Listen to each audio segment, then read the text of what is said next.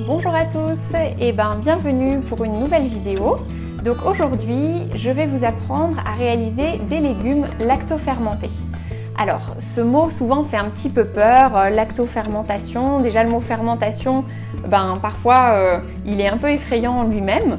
Donc rien d'inquiétant dans tout ça. Au contraire, les légumes lactofermentés sont très riches en vitamines et surtout très riches en bonnes bactéries pour prendre soin de notre microbiote. Donc comme je vous l'expliquais dans la précédente vidéo sur le microbiote, c'est important d'avoir une bonne richesse de bactéries pour nous aider à bien digérer et pour nous aider à être en bonne santé, à mieux assimiler les nutriments et aussi à améliorer notre système immunitaire et bien d'autres choses encore. Donc les légumes lactofermentés sont une des sources possibles de probiotiques et de prébiotiques. Donc c'est vraiment très intéressant d'en avoir dans sa cuisine et de pouvoir en ajouter dans les plats au quotidien. Et vous allez voir en fait que c'est très simple, que ça ne nécessite pas beaucoup de matériel, que vous pouvez laisser aller toute votre créativité pour faire ces légumes lactofermentés. Il faut juste connaître les bases, donc on va les voir ensemble, je vais vous les expliquer et ensuite moi je vais réaliser 2 recettes avec vous. Et vous pourrez du coup essayer de réaliser ces recettes ou d'en faire d'autres. Ça n'a pas d'importance, le plus important c'est de se lancer. Donc il faut savoir que les légumes lactofermentés, on en fait depuis 3500 ans avant Jésus-Christ. Donc les anciens avaient déjà découvert ce principe de lactofermentation qui a un grand intérêt, c'est qui permet de conserver les aliments très longtemps et de les rendre plus digestes. Donc ce double intérêt, c'est vraiment très important à garder en tête quand on fait des lactofermentations. Pour juste vous donner un petit peu plus d'informations sur ce que c'est que la lactofermentation en fait c'est assez simple. Ce qui se passe quand on fait des légumes lactofermentés, c'est qu'on va mettre des légumes avec de l'eau et du sel. Et en fait, les bactéries qui sont naturellement présentes dans les légumes vont manger le sucre des légumes, vont manger l'amidon, vont manger les glucides, vont décomposer ce légume et vont se nourrir principalement des sucres. Et ces bactéries, elles vont transformer ces sucres en acide lactique. C'est pour ça, à cause du lactique, qu'on appelle ça des légumes lacto-fermentés. Il va y avoir après à l'intérieur de très bonnes bactéries comme le lactobacillus par exemple. Donc ça c'est un petit peu pour l'étymologie de la lactofermentation. Et donc en fait comme toute fermentation, c'est en fait un processus vivant. On retrouve des fermentations aussi bien dans le levain que dans la façon de faire le vinaigre, que dans les yaourts en fait. Tout ça c'est des lactofermentations, c'est-à-dire que à partir d'une matière et de l'ajout soit de ferments, par exemple dans les yaourts on prend du lait et on ajoute des ferments. Ça fermente et ça fait du yaourt. Dans les légumes lactofermentés qu'on va faire aujourd'hui, on prend des légumes, on ajoute de l'eau et du sel et on va ensuite les laisser à l'abri de l'air. En fait, les légumes lactofermentés, c'est une fermentation qu'on appelle anaérobie, c'est-à-dire vraiment dans un milieu qui sera fermé et hermétique. Et du coup, il va y avoir une réaction qui va se produire et cette réaction va libérer de l'acidité. Et en fait, cette acidité, c'est ce qui va donner ce petit goût un petit peu particulier qu'on retrouve quand on mange des cornichons, quand on mange des pickles, quand on mange des olives. Les olives aussi sont issues d'une fermentation dans la façon dont on les consomme. Sinon, elles seraient bien trop dures et on ne pourrait pas les manger. Donc, vous allez pouvoir aussi découvrir de nouvelles saveurs dans ces légumes lactofermentés. Et moi je trouve que c'est un petit peu magique parce que c'est en fait un processus vivant, ce processus de fermentation. On ne sait pas toujours exactement quel va être le résultat obtenu et selon la chaleur de la pièce, selon ce qu'on aura mis comme légumes, ce qu'on aura mis comme épices et le temps qu'on va laisser cette fermentation reposer, on peut avoir des résultats un peu différents. Par contre, aucune inquiétude. Quand on pense bactéries, il y a un petit côté de nous qui se dit « Oh là là, on a peur, est-ce qu'on pourrait s'infecter avec ?» On est encore dans l'idée que les bactéries, c'est quelque chose à combattre. Là, on parle vraiment de bonnes bactéries. En fait, par cette fermentation, les bonnes bactéries vont se développer et elles vont petit à petit prendre la place des mauvaises. Donc c'est comme ensuite en temps de guerre, c'est l'armée la plus nombreuse qui va avoir le dessus sur l'autre. Donc du coup, les bonnes bactéries vont prendre la place des mauvaises et en plus, les mauvaises bactéries n'aiment pas le sel. Donc le fait de mettre de l'eau salée, ça va aussi aussi aider à tuer les mauvaises bactéries et à ne garder que les bonnes. Et quand vous allez faire votre bocal, vous allez laisser un certain temps pour que du coup ce processus de fermentation se fasse. Et vous verrez que en fait, quand vous allez ouvrir votre bocal, si jamais il y a eu un souci de fermentation, s'il y a de l'air qui est rentré dans le bocal, si c'était pas hermétique, s'il y a eu un élément extérieur qui pendant votre mélange est venu, un élément indésirable, si du coup il y a ou des moisissures ou bien si c'est pas bon, vous allez le sentir tout de suite en fait. Donc vous n'allez pas avoir de risque de vous intoxiquer avec un produit qui serait pas bon parce que en fait s'il est pas bon, vous pourrez de toute façon pas le manger. Donc la nature a bien fait les choses. Mais moi en tout cas d'expérience, sur tous les bocaux que j'ai fait, il y a peut-être une fois un bocal qui a pas bien marché parce qu'il y a de l'air qui était rentré, mais je l'ai vu tout de suite et en général il n'y a vraiment pas beaucoup de soucis de ce côté-là. Voilà, donc on va commencer ensemble. Donc il va vous falloir, en plus des légumes, il va vous falloir des bocaux de ce type-là. C'est un peu les bocaux de nos grands-mères, donc les bocaux, ça peut être des bocaux Le Parfait, mais la marque Le Parfait n'est pas indispensable. C'est juste voilà, des bocaux qui ferment avec un joint en fait, un joint bien solide. Vous allez en trouver un peu dans tous les commerces ou sur les marchés aux puces. Il va vous falloir une balance, ainsi qu'une bouteille pour préparer une saumure, on va le voir tout de suite. Et il va vous falloir également du gros sel, donc il faut que ce soit du gros sel qui soit non raffiné et non traité, c'est très important. Et il va aussi vous falloir de l'eau. Alors pour l'eau, soit vous avez de l'eau du robinet et dans ce cas vous allez la faire bouillir pour enlever le chlore, parce que le chlore va empêcher la fermentation. Donc ça c'est une possibilité, donc vous la ferez bouillir et ensuite vous la laisserez refroidir. Ou bien si vous avez un filtre qui enlève le chlore, vous pouvez aussi prendre directement l'eau du filtre et dans ce cas c'est pas nécessaire de le faire bouillir. Voilà, c'est pas mal d'avoir des bocaux de différentes tailles, comme ça selon la quantité de légumes que vous faites, vous pouvez adapter. Et il vous faudra également un saladier. Pour couper vos légumes, vous pouvez le faire à la main avec une râpe manuelle ou si vous avez un robot, c'est encore plus rapide. Donc ça dépendra un petit peu de votre équipement et de votre patience. Voilà, donc on va commencer.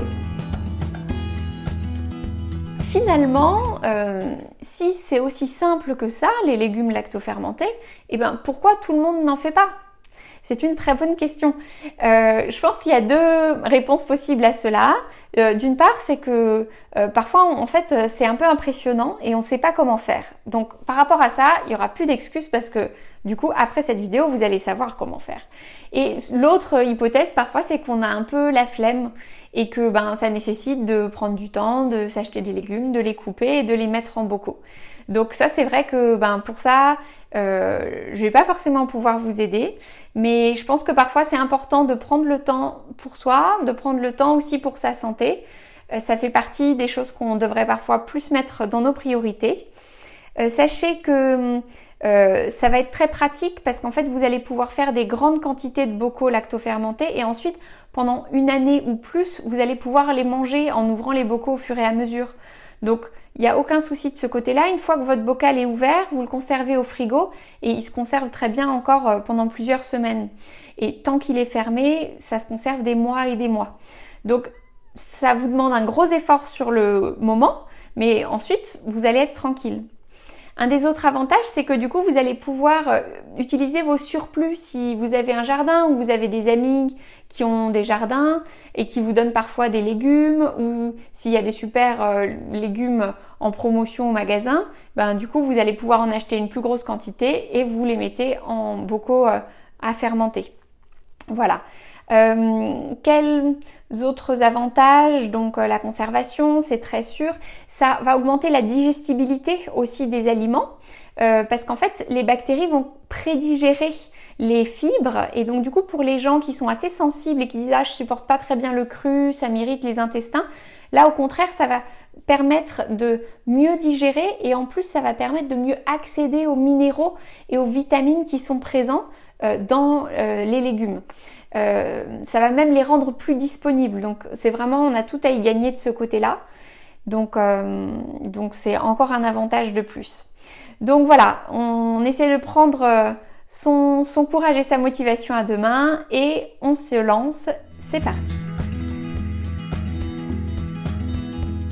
La première technique, c'est de couper ces légumes en morceaux assez grossiers et d'ajouter, donc de les mettre dans le bocal et d'ajouter un mélange d'eau et de sel dans le bocal. Vous ajoutez l'eau et le sel aux légumes coupés en morceaux, vous ajoutez les épices que vous souhaitez, vous fermez le bocal et c'est terminé. Donc ça, c'est la technique la plus simple. Pour faire une saumure, il suffit de mettre de l'eau avec du sel dans une bouteille. On va le faire tout de suite ensemble. Donc pour 1 litre d'eau, vous allez mettre 30 g de gros sel. Et vous secouez jusqu'à ce que le sel se dissolve. Voilà, on va encore le laisser se dissoudre tranquillement. Et donc, votre saumure est prête. Voilà, donc il ne reste plus qu'à couper les légumes. Donc c'est parti. Alors, en ce qui concerne les légumes, vous pouvez tout à fait laisser la peau des légumes. Par contre, la terre peut s'opposer un petit peu à la fermentation. Donc si vous laissez la peau des légumes, il va simplement falloir très bien les brosser. C'est très important que les légumes soient non traités et biologiques parce que les produits chimiques qui sont présents dans les légumes pourraient venir aussi s'opposer à la fermentation. Donc c'est possible de le faire avec des légumes qui ne seraient pas bio, mais le résultat serait moins bon et pour votre santé et pour votre fermentation. Donc je vous encourage vraiment à utiliser les produits les plus naturels possibles. Voilà, donc moi j'ai acheté de super navets, là ils sont magnifiques en ce moment, et également une betterave.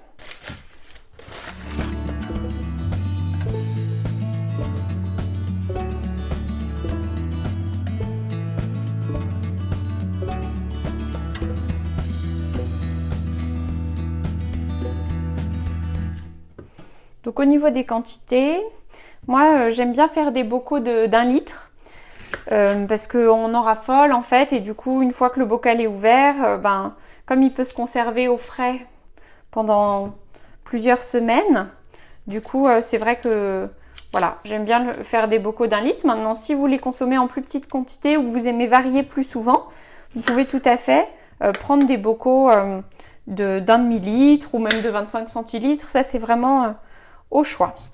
C'est comme vous le souhaitez. Très bien. Donc moi j'ai choisi pour cette recette de faire des bâtonnets. Donc on va tout simplement passer les navets dans le robot qui va me les couper en bâtonnets. Il va faire tout le travail pour moi. Ça sera bien plus pratique.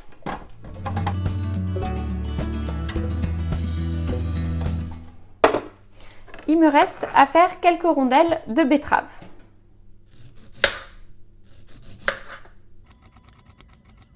Alors les betteraves ici, en fait, elles vont colorer les navets qui vont du coup avoir un côté rosé qui va être super joli en décoration sur des assiettes ou ensuite mélangé à vos salades.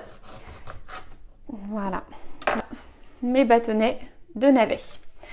Donc comme je vous le disais, je vais tout simplement mettre mes navets dans le bocal.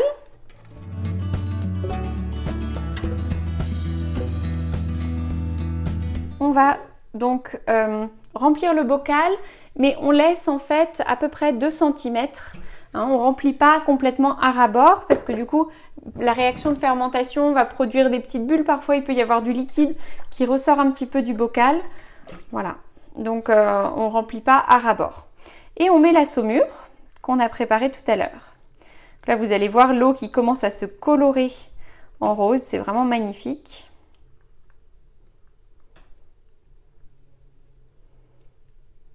Voilà, et on recouvre avec de l'eau tout en laissant à peu près 1 ou 2 cm à la surface.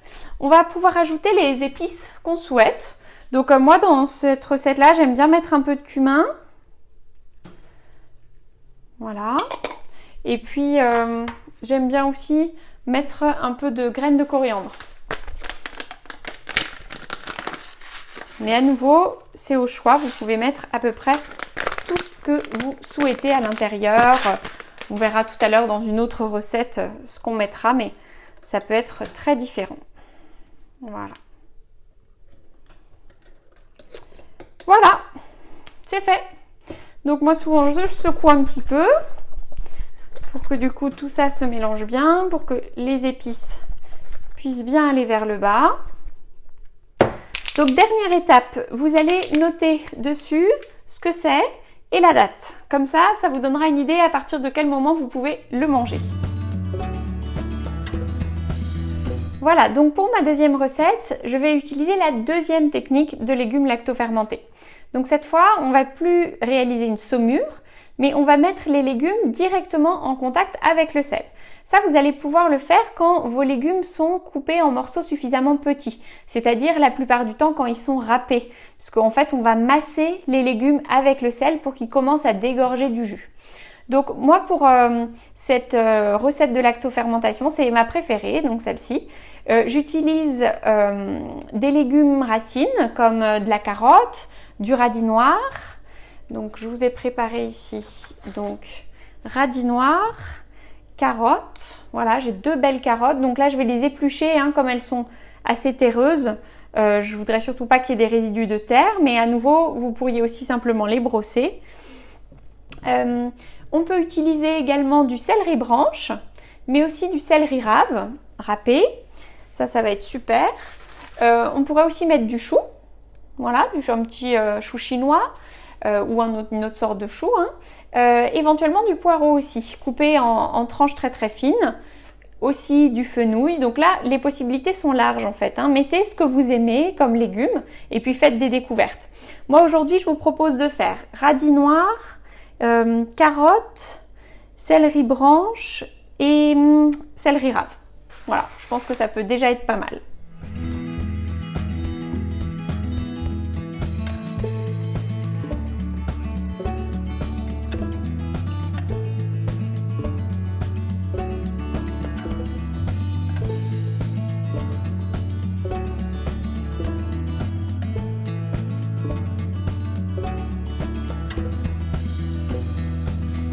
Voilà, donc une fois que vos légumes sont bien coupés et râpés, vous allez prendre un saladier que vous aurez pesé au préalable.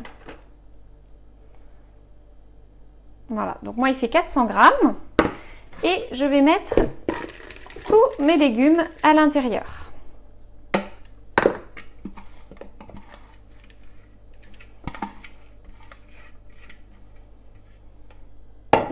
Voilà, et je vais venir repeser pour voir quel poids j'ai. Donc j'ai 1,5 kg de légumes avec le poids de mon saladier, donc j'avais 400 grammes, donc j'ai 1 kg 100 grammes de légumes. Donc quand on fait une lactofermentation sans saumure, la quantité de sel qu'on va ajouter aux légumes, c'est 10 grammes par kilo de sel. Donc là, je vais ajouter 11 grammes de sel pour 1,1 kg de légumes. Donc on va faire ça tout de suite. Voilà. Donc on va mettre notre brossel et on va venir masser nos légumes avec le sel. C'est là que faire des lactofermentations devient du sport. Voilà, donc vous allez vraiment masser et presser vos légumes avec le sel et vous allez voir qu'au fur et à mesure, ils vont commencer à se ramollir et en fait la quantité va commencer à diminuer.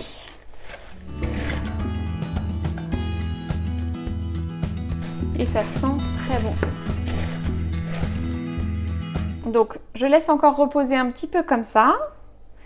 Hop. Et je vais maintenant ajouter mes épices. Donc dans cette sorte, à nouveau, vous pouvez y aller et prendre absolument tout ce que vous aimez. Donc moi si on met tout ce que j'aime, attention, vous n'allez pas avoir froid aux yeux. Je vais mettre un peu de coriandre, un peu de graines de cumin. Je mets à peu près une cuillerée à café là, à peu près à chaque fois. Je vais mettre du curcuma, ce qui va donner une belle couleur jaune à ma lactofermentation. J'ajoute quelques clous de girofle. Allez, 5 ou 6. Je vais également mettre un petit peu de curry, mais à nouveau c'est optionnel. Ça dépend de ce que vous aimez. Vous pourriez aussi mettre un peu de piment si vous aimez. Ça donne un petit goût très sympa.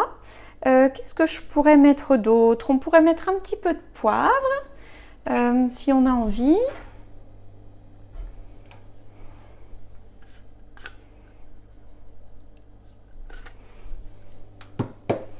Voilà, et j'aime bien rajouter aussi des herbes de Provence.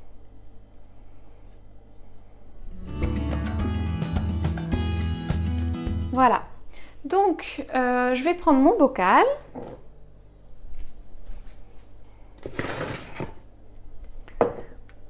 Voilà, et donc je vais le remplir avec ces légumes. Et donc là, ce qu'on va faire, c'est que à chaque fois, on va en fait bien tasser les légumes pour qu'il n'y ait plus du tout d'air entre ces légumes, et surtout en fait en tassant comme ça va faire remonter le jus qui va servir en fait de liquide à cette préparation. Donc là, je ne sais pas si vous voyez, hop, je vais enlever ça, mais quand je presse, en fait il y a du jus qui remonte à la surface. Voilà, il y a du liquide, hein. Voilà, donc on presse bien. Si vous avez un presse-purée qui rentre dans votre bocal, si vous en avez un assez étroit, vous pouvez également l'utiliser pour bien presser. Puis là, ça se fait très facilement. Alors parfois, vous avez l'impression que vous avez un grand volume de légumes, et puis quand vous le mettez dans votre bocal, vous vous dites quoi? Ça me fait si peu. Mais après, quand vous le consommez, vous verrez, ça se redéploie dans l'assiette.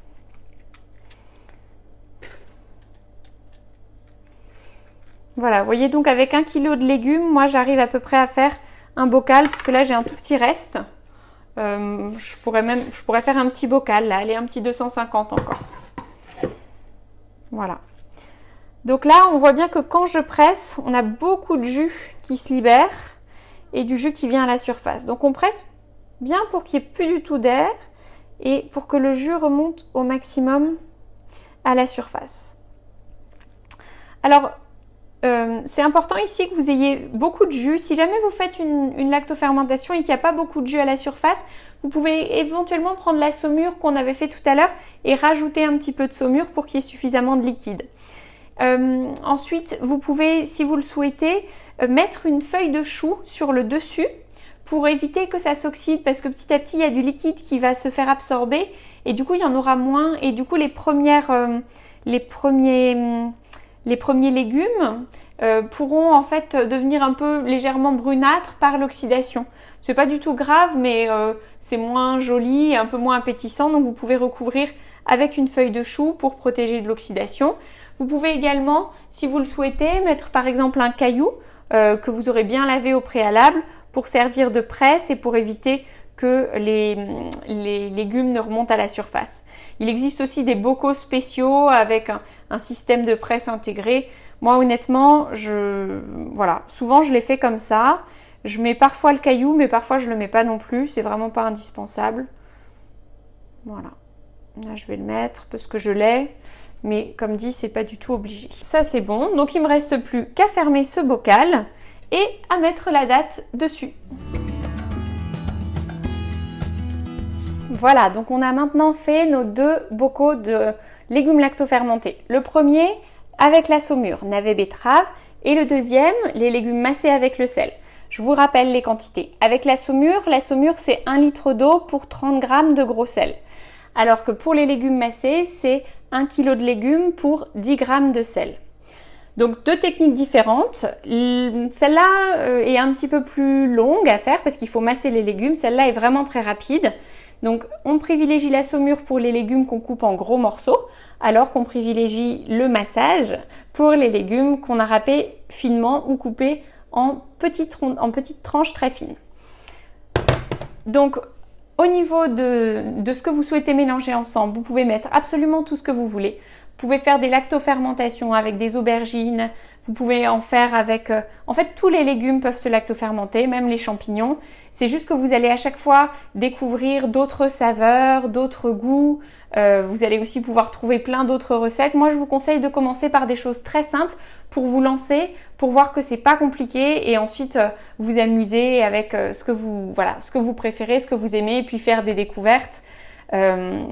J'ai un ami il y a pas longtemps qui m'a montré qu'il avait fait lactofermenté du brocoli et c'était vraiment délicieux. Donc amusez-vous et faites vraiment ce qui vous plaît. Ce qu'on va faire avec ces bocaux, c'est qu'on va les laisser pendant une semaine à température ambiante. La première semaine, la température idéale, c'est entre 18 et 23 degrés. Vous pouvez les laisser à la lumière, mais pas en plein soleil. Faites attention parce que les 2 premiers jours, il peut y avoir du liquide qui sort en fait et une petite mousse qui se crée et un liquide qui va sortir par le joint. Donc n'hésitez pas à mettre un plateau en dessous ou bien un tissu bien absorbant parce que parfois vous pouvez avoir quelques petites surprises. C'est tout à fait normal en fait. C'est avec la fermentation, du coup, ça va créer des bulles et ça va du coup faire une petite réaction qui va faire sortir du liquide. Donc n'ouvrez pas les bocaux, mais prévoyez juste le coup avec un petit tissu absorbant. Et ensuite, on va les descendre, on va les mettre pendant 2 semaines dans une pièce plus fraîche ou les mettre à la cave. Il faut attendre au minimum 3 semaines avant de les manger. Si les légumes ont été râpés ou coupés finement, 3 semaines, ça peut suffire. Par contre, si vous avez des gros morceaux, moi je trouve que c'est bien d'attendre au minimum 2 mois. Voilà, ils auront plus de saveur. Après, plus on attend, plus les saveurs se développent. De toute façon, selon le moment où vous allez ouvrir votre bocal, vous n'allez pas avoir le même résultat.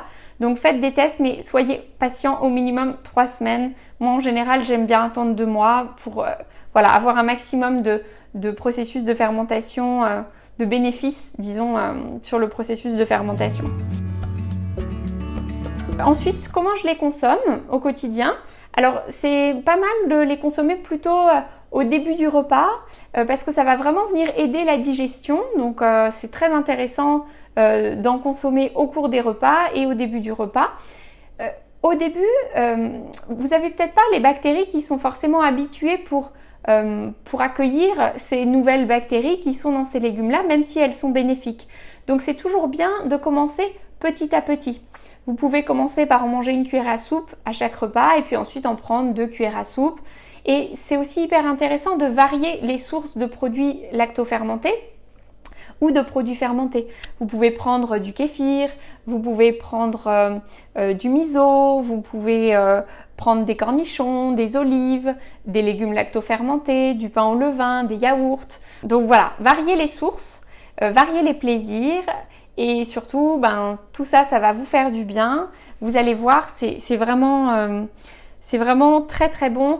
Moi, souvent, je les mélange avec une salade. Si je fais une salade avec des légumes composés, des crudités, je vais mélanger un petit peu de lactofermentation avec. Ça va vraiment être du coup super. Ça va amener un peu de goût. Et puis pour les gens qui aiment pas trop les choses trop vinaigrées, ça va éviter d'être trop fort aussi en bouche. Donc, c'est hyper chouette de le mélanger. Vous pouvez le mettre aussi dans des pâtés végétaux. Vous pouvez utiliser aussi le liquide qui restera, par exemple cette saumure. N'hésitez pas à l'utiliser pour faire des vinaigrettes ou même pour la boire parce qu'elle est très très riche aussi en vitamines et en bons minéraux. Donc voilà, ne jetez rien. C'est vraiment des aliments qui sont très très chouettes et très sympas. Voilà, donc en tout cas, faites vos expériences, écoutez votre corps, allez-y à votre rythme, mais surtout, si j'avais un message à vous dire, c'est lancez-vous, parce qu'il n'y a que des avantages à la lactofermentation. Là, vous avez vraiment 2 recettes très simples, au moins la recette avec la saumure, là vraiment, il n'y a aucune raison de ne pas essayer parce que c'est très facile. Si vous voulez plus de recettes, vous pouvez m'envoyer un petit message. Si vous avez des questions, qu'il y a des choses qui n'étaient pas claires, n'hésitez pas à me le dire et je vous répondrai avec plaisir. En tous les cas, bonne dégustation, même s'il va falloir attendre encore un petit peu. Et surtout, bonne expérimentation. Faites de votre cuisine votre petit laboratoire et votre corps ne s'en portera que mieux. J'espère que cette vidéo vous a plu. Si c'est le cas, n'hésitez pas à mettre un petit pouce pour augmenter sa visibilité. Merci à tous pour votre soutien et à très bientôt. Bye bye!